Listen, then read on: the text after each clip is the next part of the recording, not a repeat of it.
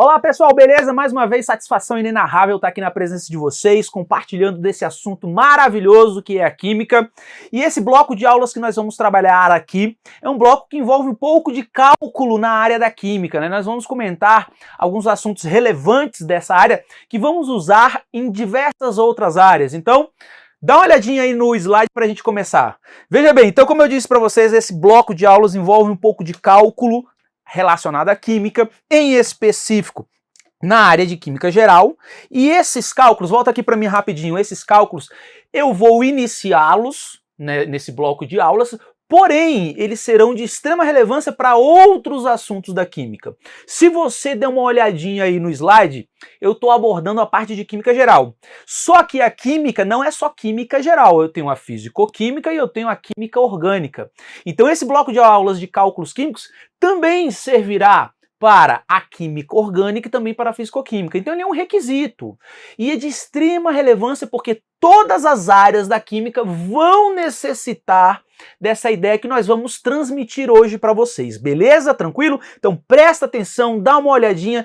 Se houver dúvidas, manda pra gente no chat, no fórum de dúvidas, pra gente sanar e nunca mais você errar isso, beleza? Vamos começar então, dá uma olhadinha. Então, como eu já disse, essa primeira videoaula nós vamos abordar a parte de leis ponderais. E as leis ponderais, elas estão intimamente relacionadas com as reações químicas. Então é de extrema relevância lembrar o que é uma reação química. Se você não se lembra, eu estou aqui para lembrar você. Então, como eu já disse, nós vamos estudar as leis, né, matemáticas que vigoram nas reações químicas, correto? Então, para nós iniciarmos esse estudo, é interessante lembrar o que é uma reação química. O que vem a ser uma reação química? Então olha aqui para mim. Se você lembrar aí, em aulas anteriores, nós comentamos de dois tipos de processos. Os processos físicos e os processos químicos, correto? Lembro também que existem vários sinônimos. Eu posso falar processo, eu posso falar fenômeno, eu posso falar transformação e também posso falar reação química, tá certo? Então, nesse caso, as reações químicas ou transformações químicas, processos químicos, fenômenos químicos, são aqueles processos onde há a formação de novas substâncias. Isto é, a substância do início do processo é diferente da substância do final do processo. Diferente no que, Eduardo? Nas propriedades, beleza? E como que a gente representa isso na forma escrita? Dá uma olhadinha no slide então que eu vou passar para você. Então, como que a gente representa isso? Então tá, ó, reação química é o processo no qual são formados novos materiais. Isto é, os reagentes se transformando nos produtos. Então eu tenho a etapa inicial e final num processo, e nesse processo a etapa inicial é representada pelos reagentes e a etapa final é representada pelos produtos. Como que eu sei, né? Como eu tenho a certeza de que os produtos são diferentes dos reagentes? Como eu tenho essa certeza, esta convicção? Muito fácil. Eu vou olhar as propriedades. Em outras palavras, as propriedades dos reagentes é diferente das propriedades dos produtos. E aqui eu chamo a atenção, já falei isso várias vezes, mas eu vou reforçar na sua mente, ficar batendo para que você nunca se esqueça disso. Substâncias diferentes possuem propriedades diferentes. Sempre? Sempre. Tem alguma exceção? Nenhuma. Não há exceções. Então, se as propriedades mudaram, consequentemente, as substâncias mudaram. E, por fim, ocorreu uma reação química. Beleza? Tranquilo? Fechou? Já relembrei o que é reação química, então vamos partir para essas leis ponderais. Mas aí vem o questionamento. O que é uma lei ponderal? Por que essas leis regem as reações químicas? Então, para você entender desse assunto, você tem que entender da palavra, do termo, para você compreender o que nós vamos estudar. Perfeito? Vamos lá então para entender um pouquinho mais sobre esse termo leis ponderal ou lei ponderal. Então vamos lá. Então as leis ponderais são aquelas que estudarão a relação mássica. Mássica porque vem de massa, né? Grama, quilograma, miligrama, né? Então estudarão a relação mássica entre os reagentes e os produtos. O termo ponderar, se você procurar num dicionário, significa examinar com atenção, avaliar, apreciar. Então, o que vai estudar a lei ponderal ou as leis ponderais? Elas estudarão a relação mássica de massa de uma forma minuciosa. Em outras palavras, vai estudar o que acontece com a massa. Tá aqui, ó. O que acontece com a massa? Essa massa aumenta numa reação química? Essa massa diminui numa reação química? Ela se mantém numa reação química? O que acontece com a massa? Então isso é o que estuda a lei ponderal ou o que estudam as leis ponderais. É estudar o que acontece com a massa numa reação química. Então, as leis ponderais são leis que vão examinar o que ocorre com os reagentes e os produtos no curso de uma reação química. O que ocorre com os reagentes e os produtos em que sentido? No sentido da massa. Aí vem aqui para mim, por que eu estou chamando tanto a atenção? Porque muitas vezes confunde-se, né, as leis ponderais e aplica-se também para o volume. Isso vai aplicar para o volume? Não. Por isso que é tão importante destacar isso. As leis ponderais focam o estudo do que acontece com as massas dos reagentes e dos produtos, não com o volume. Aí você vai me perguntar, mas Eduardo, eu vou medir o volume? Sim, eu posso medir o volume num processo. Por exemplo, se o material está no estado gasoso, é mais fácil medir o volume do que a massa. Vou dar um exemplo clássico para você tirar qualquer dúvida aí da sua mente. Eu vou comprar algo que está no estado gasoso. Vou adquirir algo que está no estado gasoso. Comumente, quando eu vou adquirir algo que está no estado gasoso, ele vem dentro de um recipiente, né, que contém este gás. Este recipiente, em vez de medir a massa, eu meço o volume. Existem várias relações matemáticas que medem o volume de um certo sólido, né, de um certo material, né, nas 3 dimensões, tridimensional. Tranquilo? Beleza? Show de bola? Aí vem o questionamento. Quais são as leis ponderais? O que elas dizem? Né? Vamos tentar esmiuçar, detalhar cada uma dessas leis, ok? Dá uma olhadinha no slide, vamos lá então. Então, como eu disse, e volto a ressaltar, essa relação é uma relação de massa e nada cita sobre volume. Beleza? Show de bola? Legal. Vamos lá então. As leis ponderais são divididas em 4 tipos. Quais são esses tipos? Então eu tenho a lei da conservação das massas, ou lei de Lavoisier. Eu tenho a lei das proporções definidas, ou lei de Proust. Eu tenho a lei das proporções múltiplas, a lei de Dalton. E eu tenho a lei das proporções recíprocas, que é a lei de Ricci, Wenzel e Berzelius. Né? Nome esquisito, né? Nossa Senhora, né? São nomes de pessoas aí que propuseram essas leis, que estudaram essas leis. Acredito eu que a mais famosa, né, é a lei da conservação das massas, ou lei de Lavoisier, que normalmente traz aquele enunciado clássico da química que diz que na natureza nada se perde, nada se cria, né? Tudo se transforma ou tudo é gerado, né? Normalmente aparece com esse termo, mas a gente vai ver que existe um certo detalhezinho nessa lei que não é citado nisso que eu acabei de falar, né? Não é citado. Tem um detalhezinho sutil que a gente tem que prestar atenção. Tranquilo? Vamos lá então, vamos ver cada uma dessas leis. Então, começando pela lei da conservação das massas, ou lei de Lavoisier. Tá aí, ó. Então, tá aí, ó. Na lei da conservação das massas, ou lei de Lavoisier, diz o seguinte: a massa de uma reação química tende a se conservar em sistema fechado. Tá aí, ó. Eduardo, mas você disse uma outra citação desse. Você disse assim: na natureza nada se perde, nada se cria, tudo se transforma. Foi uma coisa mais ou menos assim. Pois é. Essa citação, né, vamos dizer assim, é uma forma popular de entender a lei de Lavoisier. Por quê? Lavoisier, quando fez suas reações químicas, fez um sistema fechado. Nós já comentamos sobre sistemas, mas eu vou recapitular para você não se perder. Existem 3 tipos de sistema: aberto, fechado e isolado. Aberto, troca massa e calor com o meio externo. Fechado, troca calor, mas não troca massa. isolado, não troca nem calor nem massa. Então, todos os estudos de Lavoisier foram realizados em sistema fechado. E por que em sistema fechado? Para que não houvesse troca de massa com o meio externo. Ele queria saber exatamente o que estava acontecendo dentro do sistema. Ele não queria que nenhuma interferência externa pudesse causar alguma modificação no sistema. Por isso que ele fez esse sistema fechado.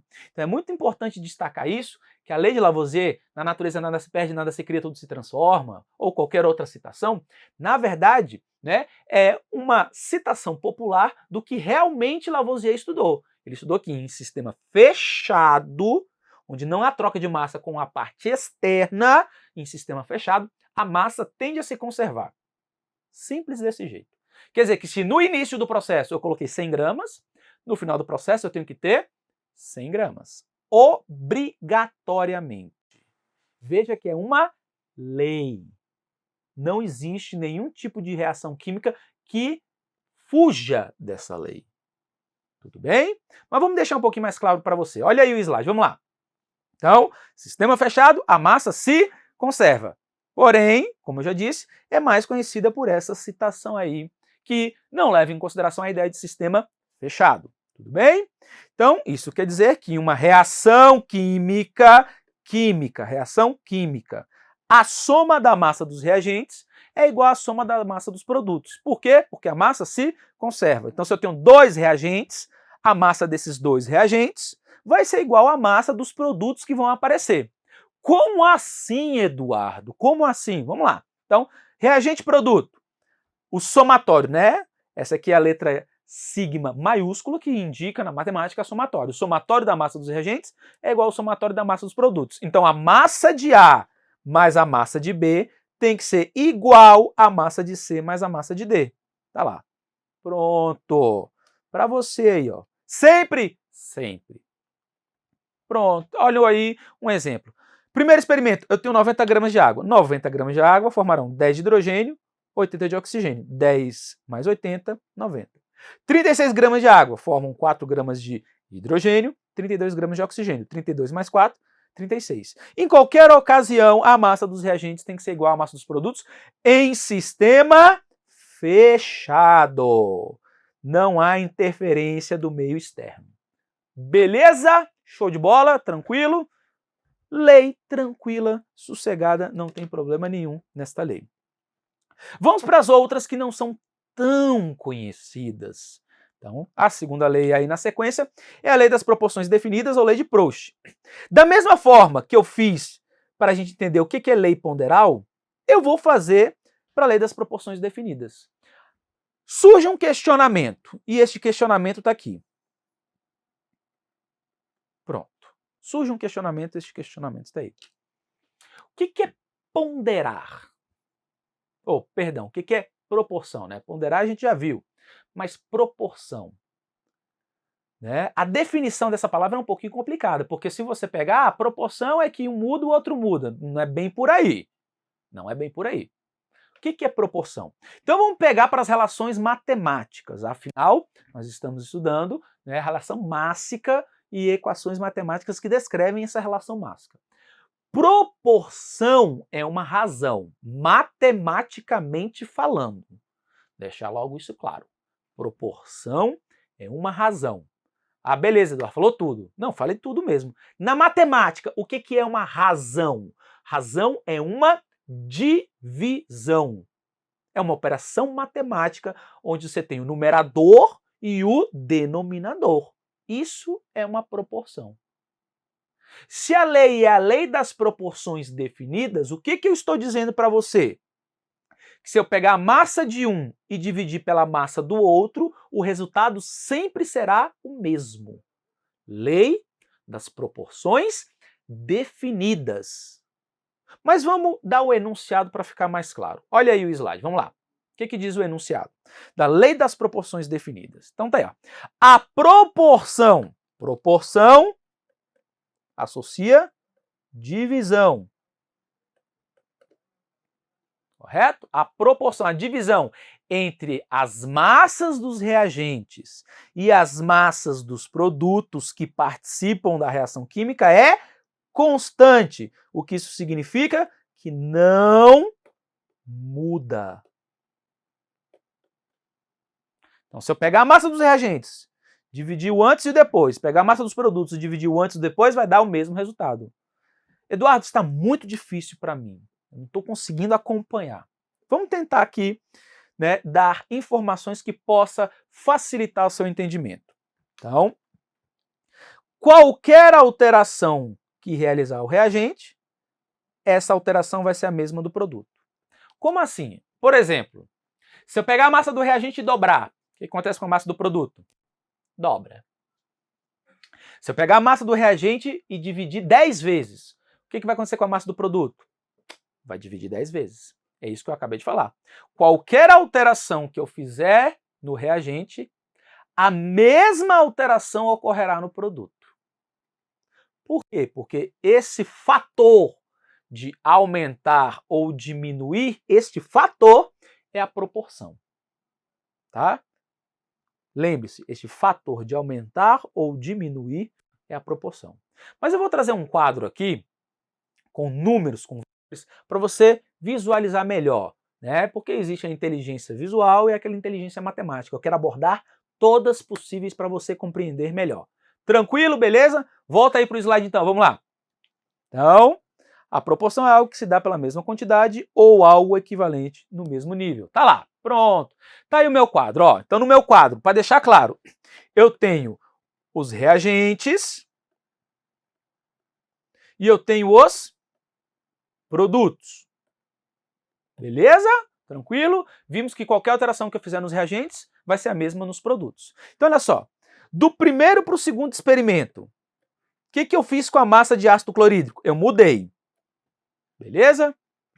O que eu fiz com a massa do hidróxido de sódio? Eu mudei. O que eu fiz com a massa do cloreto de sódio? Mudou. O que aconteceu com a massa da água? Mudou também. O que diz a lei das proporções definidas? Qualquer alteração que se realiza no reagente é a mesma que altera o produto.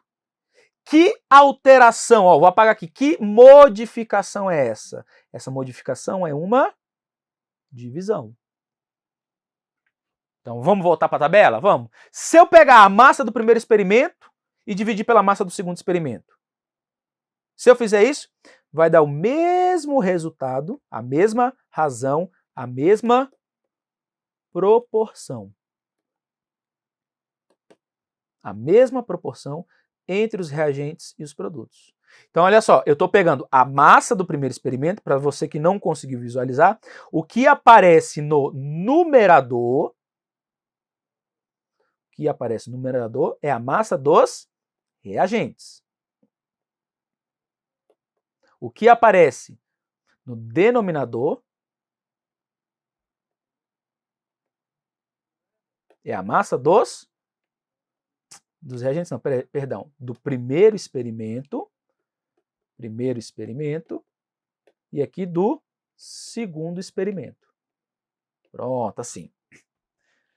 Em qualquer ocasião, qualquer dos reagentes ou produtos que eu pegar a massa do primeiro experimento e dividir pela massa do segundo experimento, a razão, a proporção, a divisão é constante, dá sempre o mesmo resultado. Aí vem a pergunta, Eduardo, isso vai ser sempre? Sempre. É uma lei. Aplica-se em todas as reações químicas. Mas, Eduardo, e se der diferente? Beleza. Vamos supor que deu diferente. Um deu um valor, o outro deu outro valor. Qual que está certo? Vai estar certo aquele que tiver na menor proporção possível. Como assim, na menor proporção possível? Vamos supor que um deu 6,66 e o outro deu 8,88.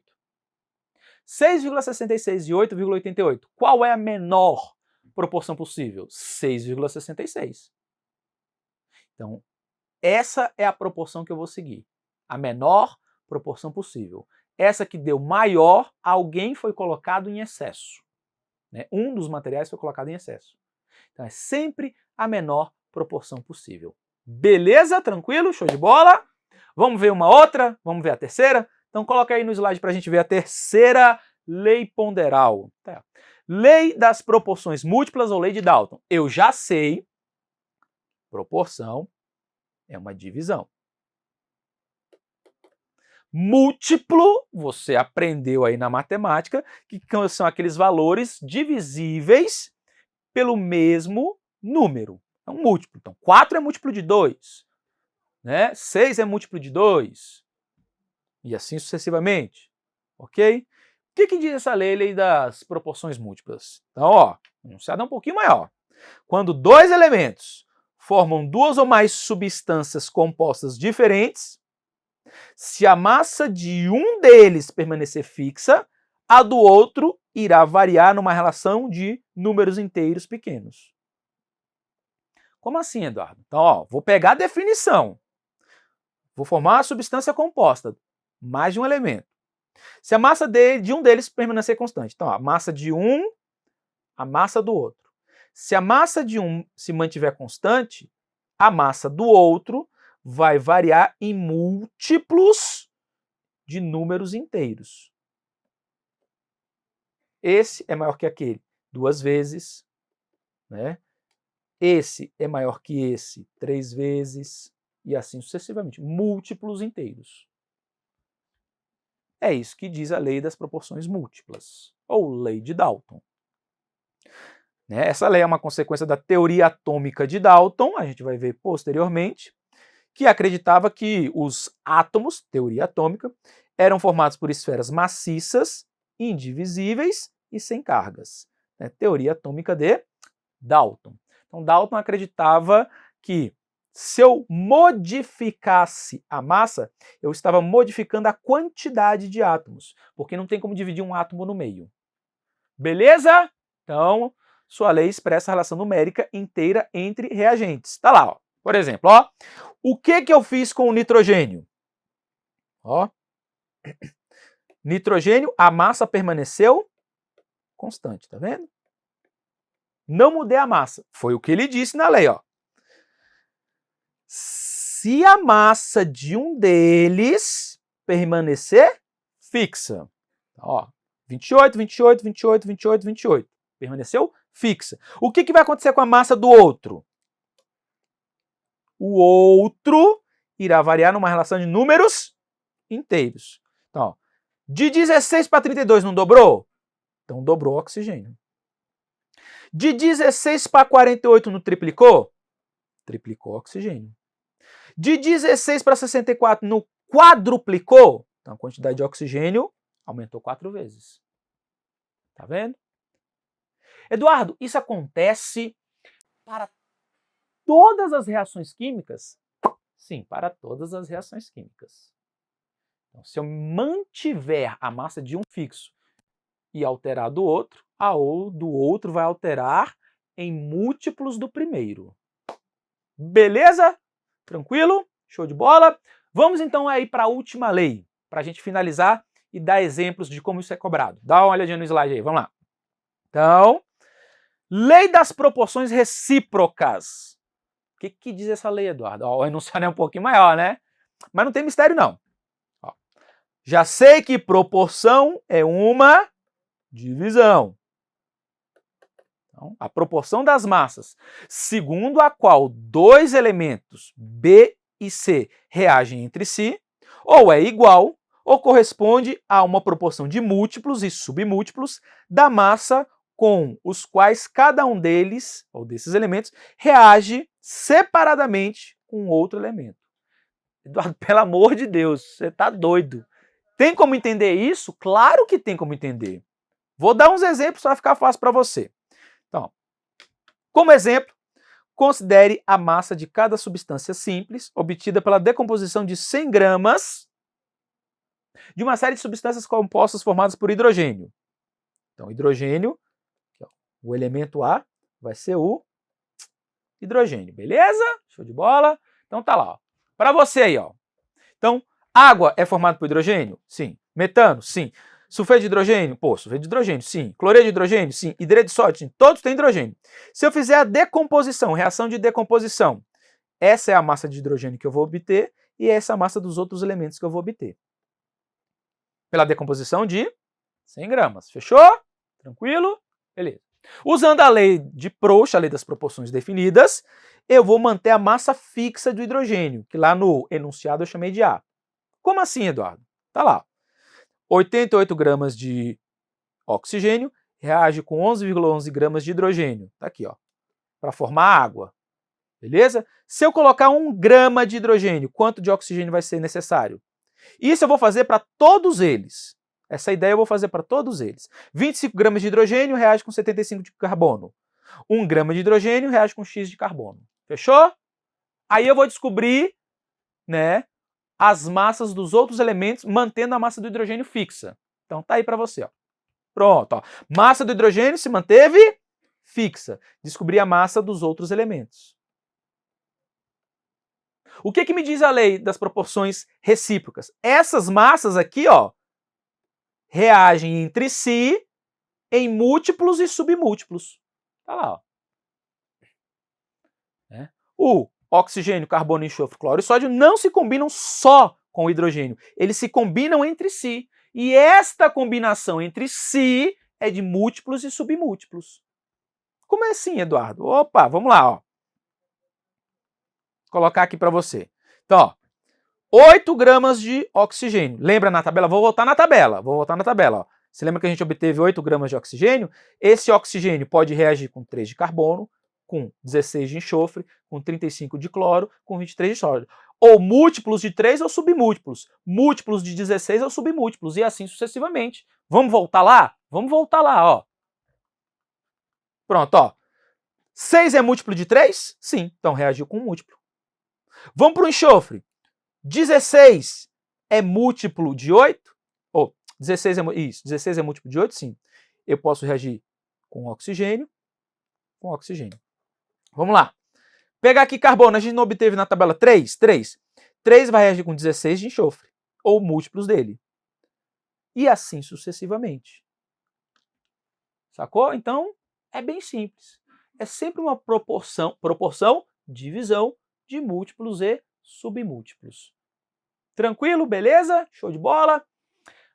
Aí vem a pergunta, Eduardo, como isso é cobrado nos certames, nas provas, né, de concurso? É cobrado de uma forma muito tranquila e muito simples, beleza? Vou trazer alguns exemplos aí para facilitar, né, a sua concepção sobre como isso é cobrado e desmistificar que é difícil. Fechou? Olha aí o slide então, vamos lá. Então, colocando aí no slide, pronto.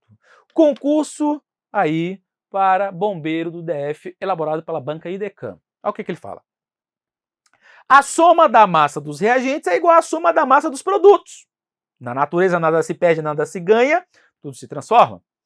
Essas afirmações literais referem-se às leis ponderais, como a gente acabou de ver. Ou seja, aquelas que ponderam sobre certas situações cotidianas.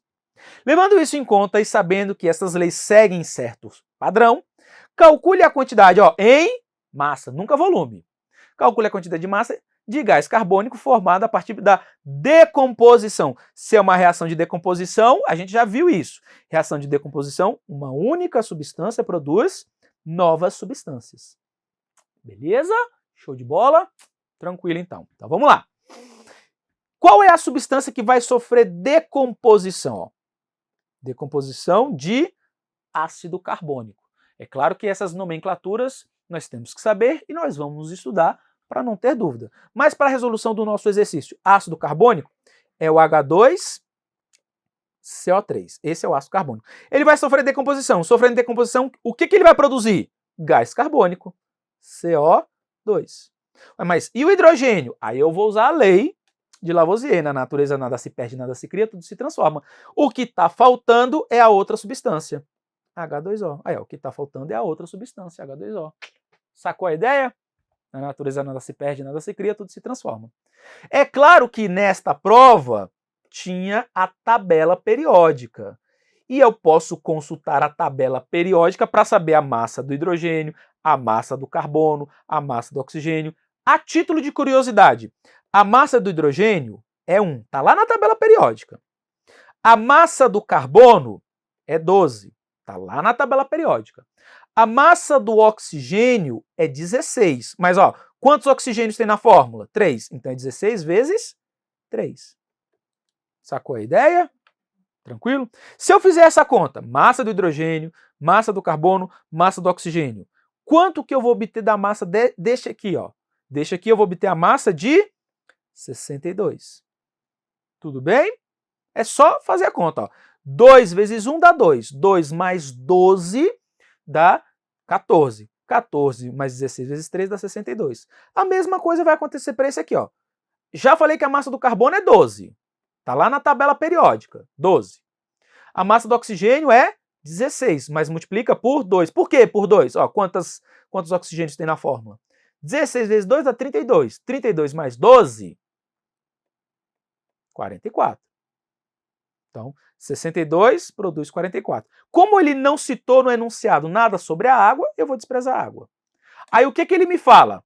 Quanto de ácido carbônico ele vai colocar para decompor? Quanto de ácido carbônico ele vai colocar? Quanto? 140. Se ele colocar 140 de ácido carbônico, qual a quantidade de gás carbônico? Qual é a quantidade? Não sei. Opa, isso aqui segue alguma lei? Segue a lei das proporções definidas. Se um altera, o outro altera na mesma proporção. De 62 para 140 aumentou? Aumentou. Então de 44 para esse ponto de interrogação tem que aumentar. Na mesma proporção. Então, basicamente, o que eu vou fazer aqui? Um cruz-credo, multiplicar cruzado. Multiplicando cruzado, 62 vezes o ponto de interrogação é igual a 140 vezes 44. O ponto de interrogação, então, vai ser 140 vezes 44, dividido por 62. Se eu fizer esta conta, a resposta vai dar a letra D de dado. Tranquilo? Beleza? Então, como você pode ver, esses assuntos sim são abordados nos mais diversos certames, e se eu seguir as ideias, não tem como errar. Tranquilo? Senhoras e senhores, agradeço a atenção, espero que vocês tenham entendido. Desejo a todos aí bons estudos e, mais uma vez, se houver dúvidas, não hesite. Mande aqui para o nosso fórum de dúvidas que a gente responde, tá bom? Muito obrigado e até o próximo encontro. Tchau, tchau.